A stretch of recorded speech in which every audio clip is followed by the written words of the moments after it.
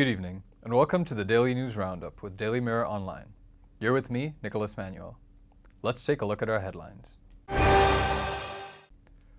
Rashad Badruddin and Abdul Halim arrive at the PCOI probing the Easter Sunday attacks. The Sri Lankan Navy conducts an underwater inspection of the empty New Diamond oil tanker. Police implement the lane law in 4 main roads in Colombo today. The total COVID-19 recoveries surpassed 3,000. President Gotabaya Rajapaksa appoints 12 High Court judges. The PCOI orders the police to obtain the former SIS director's mobile phone. The hunger strike at Busa prison called off. Acting Chinese ambassador states that Sino-Lanka ties go beyond economic relations. Edison Gunathilaka informs the PCOI regarding Muslim extremist groups. Colombo High Court requests the purported last will and testament of late Jennifer Ingleton. Now, diving into these stories in detail. Former Minister Rashad Badruddin and MP Abdul Halim arrived at the police unit attached to the Presidential Commission of Inquiry into the Easter Sunday attacks this morning to give a statement.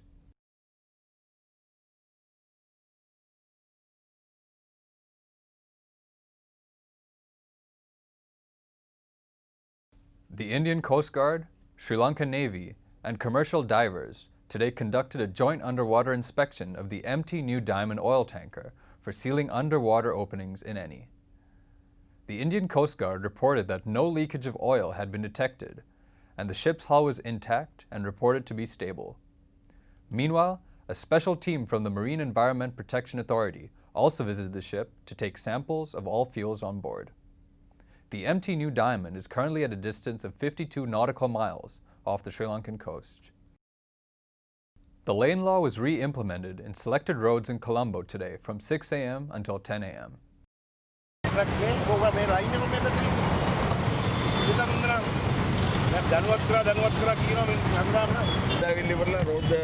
Roll සර්වම කඩ කරලා ඉවරලා තමයි හිතුමතා ගියාට තමයි ඔය බණ බණ ඇහෙන්න විදිහට. බයිනේට වචනයක් කියන්නකෝ අපි. නැත්නම් බයිනේට වචනයක් ඒ ආයත අපි මේක කියා දෙන්න ඕනේ විදිහට. ඒගොල්ලෝ බයින්නේ කෑ ගහන්නේ තරහ යන්නේ ආදතිය ඇති කරගන්නේ පරස වචනෙන් කෑ ගහන්නේ විදිහටලා මේ ක්‍රමානුකූලත්වය පිළිබඳ තියෙන වටිනාකම් පිළිබඳ හැඟීමක් නැති හින්දා.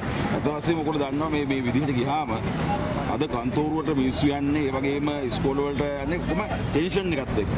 පාරේ වැරදි විදිහට ඉස්සර කරනවා මිනිස්සුන්ට පරස වචනෙන් බයිනවා කෑ ගහනවා ඔක්කොම මේ ආතතියත් එක්ක. ඉතින් මේ ක්‍රමානුකූල තත්ත්වෙට වුණාට පස්සේ හැමෝටම ලොකු සහනයක් ලැබෙයි අපි පිළිවෙලට යනවා කියලා. ඒත් එක්කම අර ගෙදරින් එළියට බහපුවාම Tamanටම ගණනය කරගන්න පුළුවන් මෙච්චර වෙලාවකින් මගේ ආයතනයට යන්න පුළුවන් කියලා ඉවරලා. ඒ තත්ත්වය ඇති වෙන්නේ මේ ක්‍රමානුකූලත්වය ආවෙන් පස්සේ. ඒ පීල් එක දාගන්නකම් සමහර අයට මේක ලොකු ප්‍රශ්නයක් වෙන ඉතින් කෑ ගහනවා බයිනවා පොලිසියට දොස් කියනවා. ඒකට අපි මුහුණ දෙන්න ඕනේ ඉවරලා. ඒ පරිවර්තනය දක්වා. Nearly 256,043 polymerase chain reaction tests have been carried out in Sri Lanka, while the total COVID-19 recoveries has surpassed 3,000. According to the statistics of the Health Promotion Bureau, the highest number of PCR tests amounting to 2,909 was carried out on August 11th. Meanwhile, the epidemiology unit informed that the total COVID-19 confirmed cases in Sri Lanka stood at 3,234.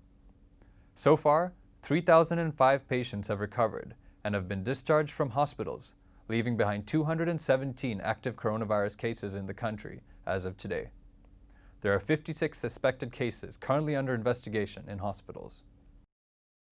President Gotabaya Rajapaksa has appointed 12 High Court judges today. They received their letter of appointment at the Presidential Secretariat this morning.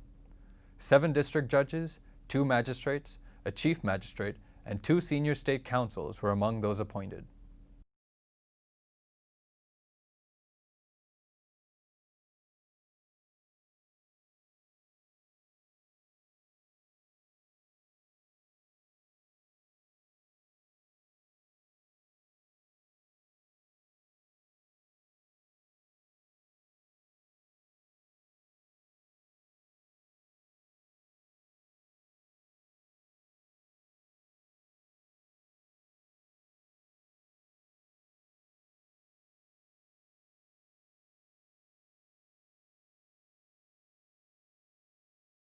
The Presidential Commission probing Easter Sunday attacks today ordered the police to obtain the personal phone used by former SIS Director SDIG Nalantha Jayawardena.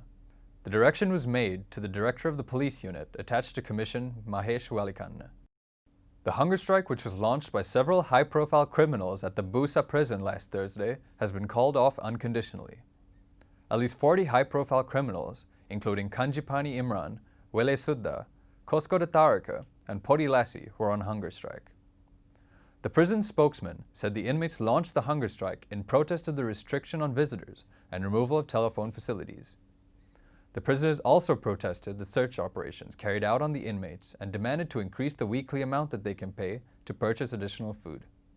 බූස බන්ධනාගාරයේ රඳවා සිටින විශේෂ ගණයේ රැඳවියන් අද දින ඔවුන් විසින් සිදු කරගෙන ගියපු ආහාර වර්ජනය අවසන් කරා. ඒ අනුව ඔවුන් අද දින උදෑසන ආහාරය ලබා ගැනීමට කටයුතු කරා. විශේෂයෙන් ඒගොල්ලන්ගේ ඉල්ලීම් තිබුණේ ආරක්ෂාව සම්බන්ධයෙන් අපි අරගෙන තිබ්බ පියවරල් සම්බන්ධයෙන් වන ඉල්ලීම්. ඉතින් ඒවා අපිට කිසිසේත් ඉටු කිරීමට හැකියාවක් තිබෙන්නේ නැහැ. ඉතින් ඒ සම්බන්ධයෙන් අපි වරින් වර ඔවුන්ට කරුණු පැහැදිලි කරලා දුන්නා. මේ වන විට ඒගොල්ලෝ ඒ උපවාසය අත්හැරලා ඒගොල්ලෝ ආහාර ලබා ගැනීමට කටයුතු කරලා තිනවා. ඒගොල්ලෝ අධිකාරීතුමාගෙන් ඉල්ලා තිනවා ඒගොල්ලන්ගේ දුක් ගැනවිලි කීපයක් තියෙනවා. ඒක ලිඛිතව දැනුම් දෙන්න කටයුතු කරනවා කියලා. ඒ අනුව අපි ඉදිරියේදී බලාපොරොත්තු වෙනවා. යම්කිසි මානුෂීය වශයෙන් යම්කිසි ගැටලුවක් තියෙනවා නම් අපි ඒක ඒගොල්ලන්ට ඒ පහසුකම් සලසන්න බලාපොරොත්තු වෙනවා. Acting Chinese Ambassador Hu Wei stated that Sri Lanka and China should not limit their bilateral relations only for economic cooperation. He stated the following: "During the past decade, in the international arena, China always defended Sri Lanka for many key issues. We should not limit our cooperation to economic relations only. It is much more colorful, broader, and deeper than that." Former Eastern Province SDIG Edison Gunathilaka on Saturday informed the PCOI probing the Easter Sunday attacks that Muslim extremist groups had been propagating armed extremism since 2008. He pointed out that they were trying to secure from the LTTE and that Zahran Hashim was also attached to one of the 18 armed extremist groups emerging during that time. He testified that former Minister Rishad Bathiuddin, former Eastern Province Governor MLAM Hizbullah, and politician ALM Attaullah had provided security for these extremist groups that emerged in the Eastern Province. The Colombo High Court ordered the heir of late Miss Sri Lanka 1962, Jennifer Ingleton, to produce the purported last will and testament in the Colombo Magistrates Court on September 22nd. The additional magistrate made this order to Sujiwa Jayalat, the heir of Jennifer's movable and immovable properties. Counsel Shanta Herath stated that his client Sujiwa would produce the last will in court, and the court would decide whether it should be handed over to the Fraud Bureau for investigation. For further details on these stories, visit our website, www.dailymirror.lk. Thank you for tuning in. I'm Nicholas Manuel, and this was the Daily News Roundup.